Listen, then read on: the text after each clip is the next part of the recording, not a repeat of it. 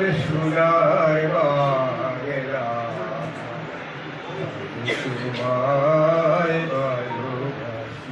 ভারতের উত্তর পূর্বাঞ্চলীয় রাজ্য আসামে কংগ্রেসের এক সভায় বাংলাদেশের জাতীয় সঙ্গীত আমার সোনার বাংলা গাওয়া নিয়ে ব্যাপক বিতর্ক শুরু হয়েছে।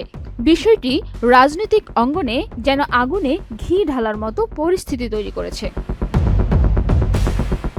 ভারতীয় গণমাধ্যম নিউজ 18 বাংলা জানিয়েছে, আসামের শ্রীভূমি জেলার কংগ্রেস কার্যালয়ের এক বৈঠকের ভিডিওতে দেখা যায় প্রবীণ কংগ্রেস নেতা বিধুভূষণ দাস গানটি গাইছেন।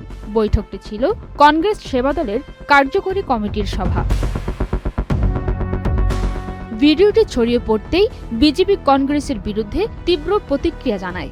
আসামের স্বাস্থ্যমন্ত্রী অশোক সিংহল সামাজিক যোগাযোগ মাধ্যমে লিখেন, যে দেশ উত্তর পূর্ব ভারতকে ভারত থেকে আলাদা করতে চায় তার জাতীয় সঙ্গীত গাওয়া হয়েছে ভারতের মাটিতে দাঁড়িয়ে। বিজেপির অভিযোগ, কংগ্রেস বাংলাদেশি বংশোদ্ভূতদের তোষণ করছে এবং বৃহত্তর বাংলাদেশ গড়ার পথে রাজনীতি করছে। অন্যদিকে কংগ্রেস নেতারা অভিযোগ উড়িয়ে দিয়ে বলেন, আমার সোনার বাংলা কবিগুরু রবীন্দ্রনাথ ঠাকুরের লেখা, যা বাংলা সংস্কৃতির অংশ।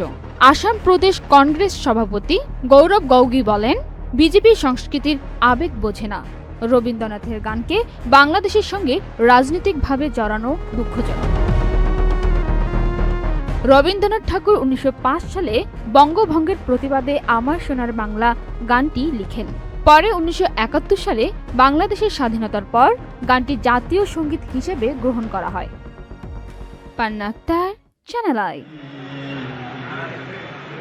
আমার সোনার বাংলা তোমায়